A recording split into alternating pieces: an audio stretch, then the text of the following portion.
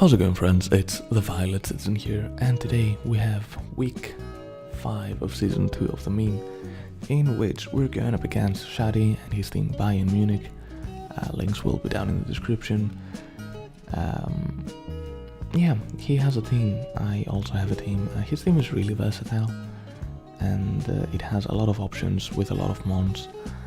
And the way I went about it is that I decided which mons he was going to bring if he played against me. Like, I kind of built his team for me first, and then I built a team for me that kind of counters his team, you know, the whole counterplay thing.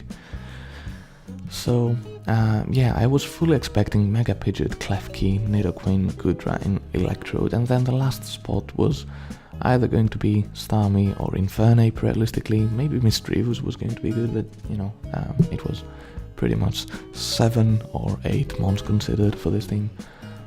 I didn't really see Bulu coming because it helped my team out more than it helped his team out, I think. So yeah, I brought a Mega Camerupt that has the classic almost 252 set. I think I gave it some Fizz Def just in case Bandit Bulu was a thing and he decided to click things, but realistically it was only going to click strong moves, click the dual stab moves, and I also gave it a Yawn and a Stealth Rock button to click because these two could be useful. Next up, there's AV Delmise with the classic 252 spreads. It's just there to be a physical attacker. It has EQ because, again, I didn't think that Bulu would be coming. It has Anchor Shot, it has Rapid Spin, and it also has the Power Whip if for some reason he decided not to bring Goodra, although Goodra kind of wrecks my team. Next up we have Scarfed Lati. It's almost max as well. It's supposed to outspeed, I think, Infernape or something like that. It has a Thunder because I can take advantage of the No-Guard Pidgeot that is inevitably coming. I can click Dracos on things, I can click Psychic on the Nidoqueen because Psyshock doesn't quite take out the Fizz Def variant. So that's it. And then I think I have Memento as my last move because it could possibly facilitate a Calm Mind Clefable sweep. So as you can probably tell by now, I have Calm Mind Clefable with Unaware just in case he decides to set up workups with Pidgeot or like Calm Minds with Klefki or something, something along those lines.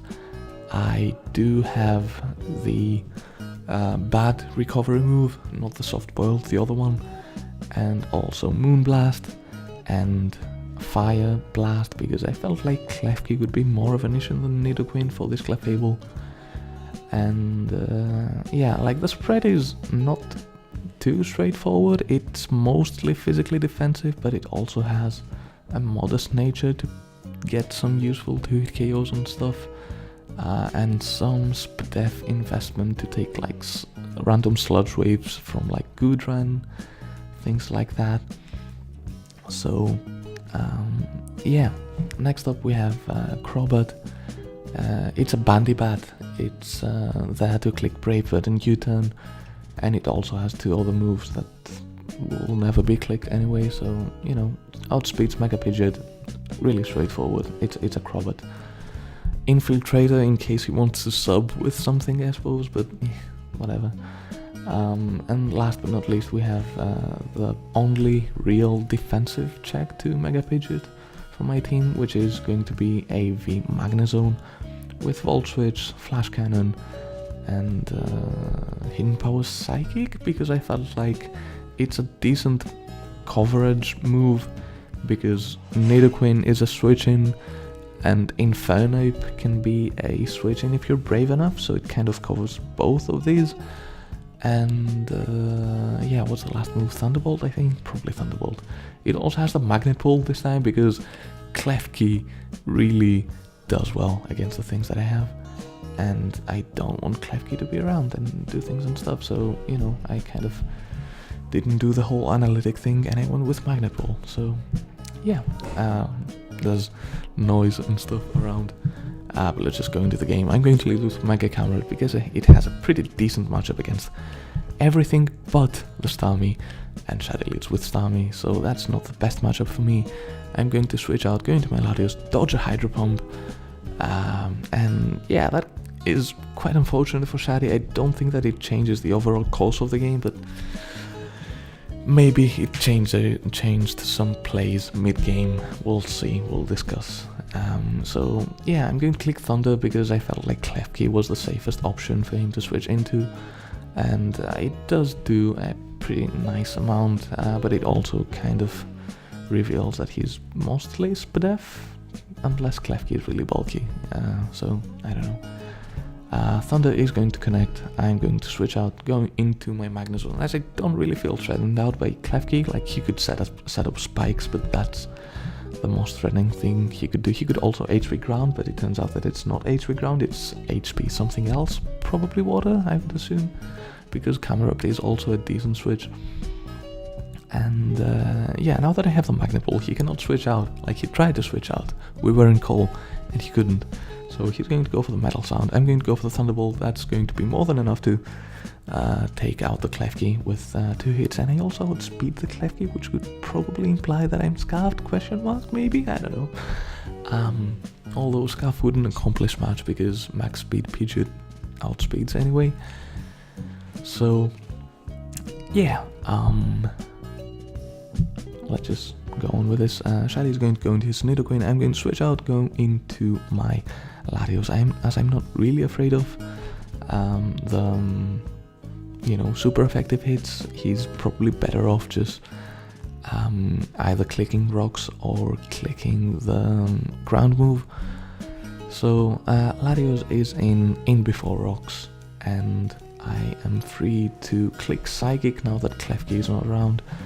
And Psychic is going to do quite a lot of damage to the Starmie, and it's also going to get the SPDF drop, which again, it probably matters in how the game plays out. Like, I don't think that I would have stayed in if I didn't get the SPDF drop, and I also wouldn't stay in if I had been hit by a Hydro Pump. So yeah, these two things kind of contributed in me staying in and clicking Psychic again, as he's going to get the analytic boosted Ice Beam, and he's going to do a healthy chunklet to my Latios. But that's fine. Now I predict him to not stay in with Starmie because Starmie is fast, it can spin, it is still at a range which I think can take a Rocks switch in if I ever click Rocks.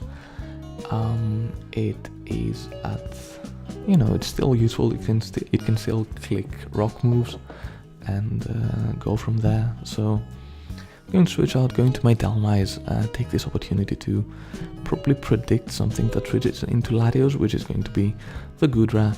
I am okay with this matchup. I am okay with just clicking Rapid Spin. If he stays in, I get to see if he's gooey or if he's Sap Sipper. If he's not Sap Sipper, then I'm kind of free clicking the grass move. If not, whatever.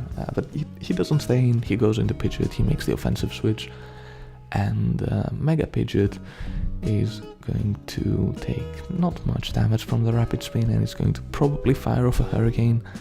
So I figure I'm going to go into Magnezone, which is my designated switch into this, and I'm going to take 10% from a Hurricane, which is really nice, but I also get confused, which is not that nice.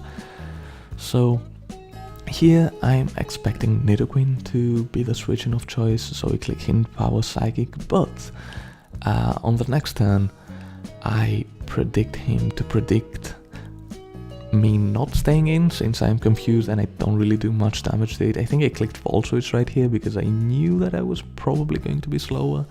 Like, I'm faster than Speed Crept Nidoqueen, but I'm not faster than Goodra, and that was the intention of the EVs. So yeah, I'm going to stay in, get confused. He predicts again, like initially he predicted the Clefable and clicked Sludge Wave, solid play, I'm okay with this. And then he probably predicted the Crobat and clicked Thunderbolt, which is again a really solid play, but didn't care that much at the moment, so I just stayed in with Magnezone and I volt switched out. So that's pretty nice. This gives me a nice clean switch into my Dhelmise or my Clefable. So I go into my Clefable and I'm thinking, okay, if he's not very offensive Nidoqueen with Life Orb and stuff, or if he's special Nidoqueen without Life Orbs or something like that, I can probably set up Calm Minds and win at this stage of the game. So that's what I'm going to attempt. I'm going to click Calm Mind. Now, here I could click Fire Blast and go for the damage, but if I do click Calm Mind again, I will be able to recover up the Sludge Wave damage at +2 SPDEF. But it turns out that he's not special and he's physical and he clicks the Poison Jab, so that's really good prep. And Nidoqueen is going to take out the Clefable, so that's alright. That gives me another switch into Latios, and here I'm kind of free to click Draco. I understand that he's probably sacking Starmie, and if this is SPDEF, it may be a role for Draco to take out the Nidoqueen, but yeah, whatever. I'll just click Draco right here.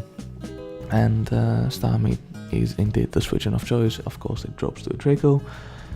And yeah, my Spatak also drops, and this gives Pidge an opportunity to get inside and click Work Up and yeah, go from there.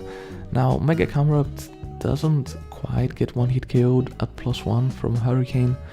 Of course, there's the option of, getting confused and losing the game straight up, but for the moment, Schady decided not to take this route and avoid the incoming Fire Blast that would probably one-hit KO in return. So he's going to go into Goodra, take some damage from the Fire Blast, like it's a resisted hit on an Avimon with 150 base SPDEF, so I'm okay with the damage that Fire Blast did. But I also think that Mega Camerupt doesn't do much more in this game, so I'm better off just staying in, clicking rocks, and kind of limiting the switches that Schady could go for. As he decides to drop a hot one on me, do 60%. That was a roll for the Spatak drop, with a Spatak drop for the second Draco to kill.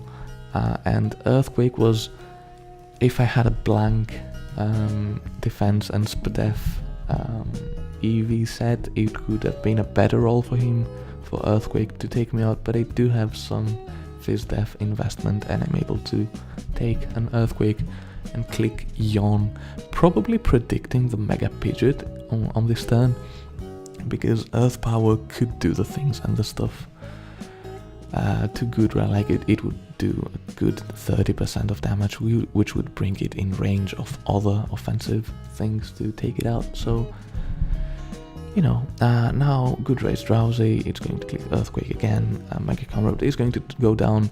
It doesn't have any kills this season, it only has deaths, but it has been pretty useful in most of my games, so I'm okay with this. So this allows me to go into Dhelmise, and I'm free to click Anchor Shot, because even if he goes into Pidgeot, it doesn't quite take it that well. I think it has a chance to one-hit KO after rocks. Maybe, question mark, I'll have to recalc this. Maybe I'll include it in the screen, but probably not. So yeah, I'm clicking Anchor Shot. This is a Pokemon that is asleep for one turn, and it's also trapped and at -2 special attack, so I'm okay with staying in. He wakes up first and that's alright. Like, Draco probably brings me into Ice Punch range from Nidoqueen, but we can cope with it. So Pidgeot comes in. I don't think that I have much use for Dhelmise anymore. Maybe it tanks some Electrode stuff, but I don't really want anything else to take a Hurricane. So I'm going to let the Dhelmise drop to Hurricane, and I'm going to go into my Crobat. Now, if I'm not banded, Brave Bird is a roll in Shady's favor to kill the Mega Pidgeot. so I assume that's why he stayed in. But I am banded, and Braveheart is going to be able to take out the Pidgeot, so at this moment I pretty much win the game, question mark, because the only way for Electrode to clutch the game is if it is choice Scarf with HP Ice or like HP Bug or Signal Beam rather. So yeah, if you went for like the Scarfed Signal Beam, I would just stay in with Crobat and get some damage off with Brave Bird. If he's not Scarfed, which he shouldn't be, like he has the luxury of Z moves on this thing, I should be able to kind of sack Crobat, go into Scarfed Latios, drop a couple of hot ones and win the game. Turns out he went for Thunderbolt, so I can go into Latios and I can drop a couple of hot ones.